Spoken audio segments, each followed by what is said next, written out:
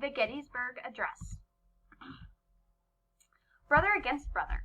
Fighting between brothers and sisters is so common that we don't think twice about it. But imagine being at war and fighting on one side while your brother or sister is fighting on the other side as your enemy.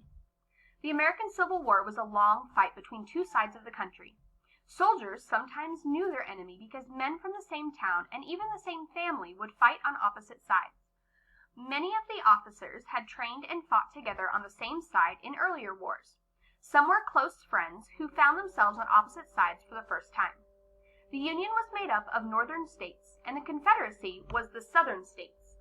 From 1861 until 1865, the Civil War raged and 620,000 men died in it. One of the world's most famous battles was the Battle of Gettysburg. On the morning of the first day of this battle, July 1st, 1863, Union soldier Rudolf Schwartz saw Confederate prisoners being led away. To his surprise, he recognized one of the enemy prisoners as his own brother. The Schwartz brothers hadn't seen each other since leaving Germany for the United States. The two men hugged, happy to see each other. They parted when the Confederate brother was taken away, never to meet again. Rudolph was killed in action that afternoon. How did we end up at war with brothers fighting against brothers? Why is the Battle of Gettysburg famous? President Lincoln and the Civil War. At the time, Abraham Lincoln ran for president in 1860. Slavery was legal in 15 southern slave states and illegal in 18 northern free states. Many slaves tried to escape the North to become free. Lincoln was against allowing slavery to spread beyond the southern states. This upsets a lot of people in the South. They believed that if Lincoln became president, he would eventually end slavery in all the states. Many Southerners made their money from farming, and huge farms called plantations required a great deal of labor. Southern plantation owners thought using slaves was the best way to fill that need. They thought ending slavery would destroy their whole way of life. Things were different in the North. Northern states had a lot of factories. Those factories did not use slave labor. Many people in those states thought that slavery should end. In 1860, Abraham Lincoln was elected president. In the months that followed, 11 slave states declared their secession from the United States. They no longer wanted to be part of this country. Instead, they formed the Confederate States of America. Lincoln took office as president in March of 1861. The two sides went to war a month later. Soldiers who fought on the Confederate side were called rebels, or Johnny Red. The southern states fought hard for their independence. The northern states supporting Lincoln and the United States were called the Union because they were dedicated to keeping the country together above all else. Their soldiers were nicknamed Yankees or Yanks. Many Northerners wanted to end slavery and fought passionately in what they called the War of Southern Rebellion. Men, and sometimes boys, put on uniforms, Union blue, Confederate gray, and left their jobs, farms, and families to fight. Many thought in the war would only last a few weeks or months. By the time of the Battle of Gettysburg, Lincoln had been president for 2 years. Confederate General Robert E. Lee had won many Civil War victories and had led troops north into Pennsylvania through Virginia and Maryland. Yet, despite Union losses, Lincoln had kept the nation together. The Union marched more than 93,000 soldiers into Gettysburg, Pennsylvania, and the Confederates more than 71,000. When the fighting stopped 3 days later, nearly 51,000 soldiers were dead, wounded, or missing. For every 10 soldiers who fought in the battle, 3 were hurt or killed. The Battle of Gettysburg ended Lee's northward advance. However, the battle brought devastation to both sides as well as the town. Public buildings and even private homes had to be used as hospitals for the wounded. Every farm was a graveyard. Although the war continued for another year and a half, no other Civil War battle killed more men than the Battle of Gettysburg. The Gettysburg Address. The field at Gettysburg became the first national cemetery. 4 months after the Battle of Gettysburg, on November 19, 1863, the Soldiers' National Cemetery was ready to be dedicated. President Lincoln was invited to give a few appropriate remarks, but he wasn't the main speaker. Instead, one of the most popular speakers of the time, Edward Everett, gave the formal speech, one that lasted 2 hours.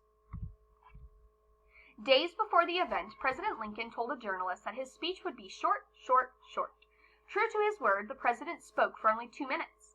Still, Lincoln gave careful thought to his words on the solemn day. Witnesses described Lincoln riding on the train to Gettysburg, and even in the morning of the ceremony. He continued to write until it was time to go to the cemetery. The Battle of Gettysburg marked a turning point to the war, but even 4 months later, few people understood this.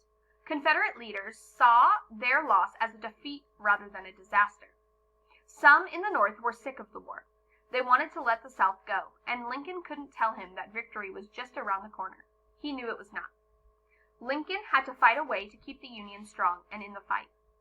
That day in Gettysburg, he needed more than a good speech. He needed a great speech. What did President Lincoln say? Today, the Gettysburg Address is considered one of the most inspiring speeches in American history. Since Lincoln gave his famous speech before tape recorders were invented, however, there's no proof of his exact words. Reporters at the cemetery wrote down what they heard, and they sent it by telegraph to newspapers. What's more, 5 copies of the speech exist that were written in Lincoln's own hand, all slightly different from each other. The most popular version of Gettysburg Address is the 5th and last one.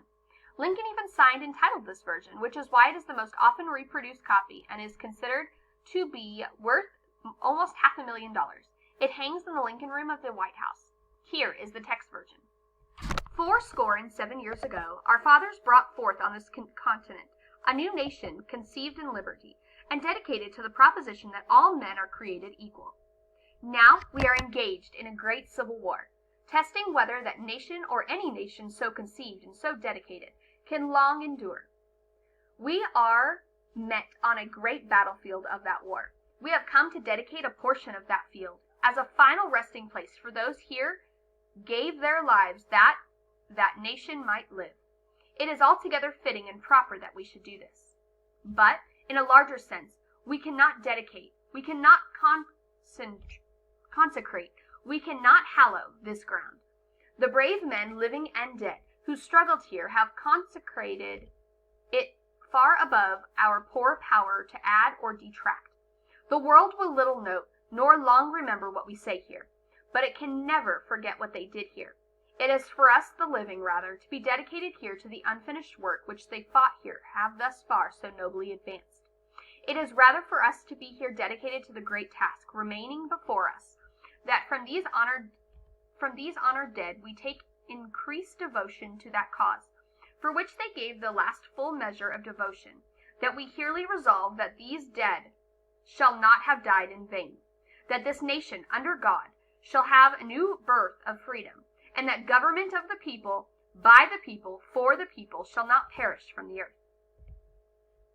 A closer look. Let's take Lincoln's address line by line to better understand what he said. 87 years ago, our fathers brought forth on this continent a new nation conceived in liberty and dedicated to the proposition that all men are created equal.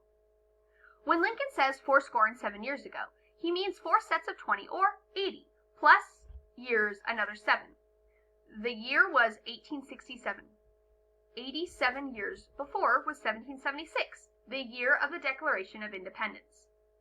When Lincoln says our fathers brought forth a new nation, he means that the founding fathers, such as Thomas Jefferson, has established. When Lincoln says our fathers brought forth a new nation, he means the founding fathers, such as Thomas Jefferson, who established the United States of America. Jefferson wrote the line in the Declaration of Independence that Lincoln refers to. We hold these truths to be self-evident, that all men are created equal. Now we are engaged in a great civil war, testing whether that nation or any nation so conceived and so dedicated can long endure. Here, Lincoln moves past the present. He explains that the painful Civil War is testing the country, revealing its strengths and weaknesses by putting it under strain.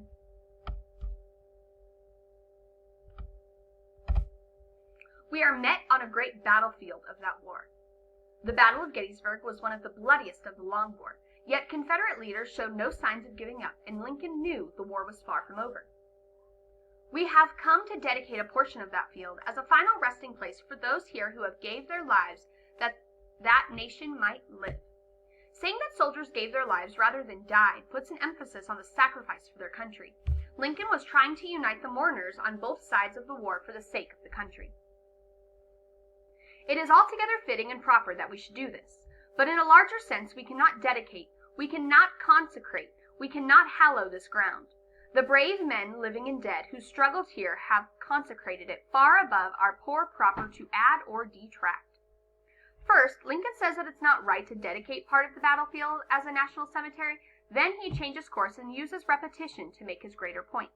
Lincoln uses synonyms for dedicate, hallow, which means to honor as holy, and consecrate, which means to make sacred. The president doesn't change his mind and decide that there can be no cemetery. He means that soldiers' deaths have already made the grounds as sacred and special as they can be. The world will little note nor long remember what we say here, but it can never forget what they did here. In a way, Lincoln is saying that actions speak louder than words. It is for us, the living, rather to be dedicated here to the unfinished work which they who have fought here have thus far so nobly advanced.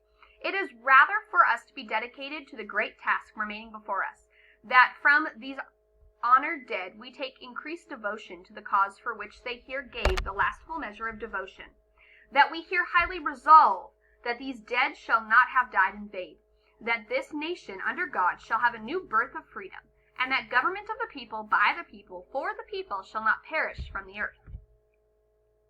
Lincoln fills his audience with respect for the fallen soldiers, describing them as noble and honored. He uses that respect to inspire listeners to commit again to their nation, its freedoms, and the great task ahead, winning the war, ending slavery, and saving the United States of America.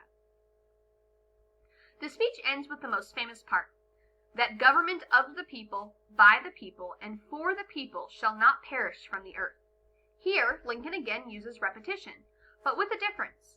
Rather than using synonyms again, Lincoln varies one phrase with simple prepositions to remind us what our government is all about: people. Life after Gettysburg.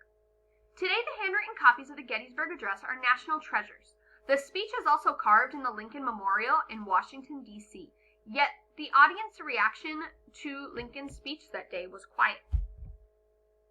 Some say there was delayed, scattered applause, barely enough to be polite. Others describe the scene as hushed with a dignified silence.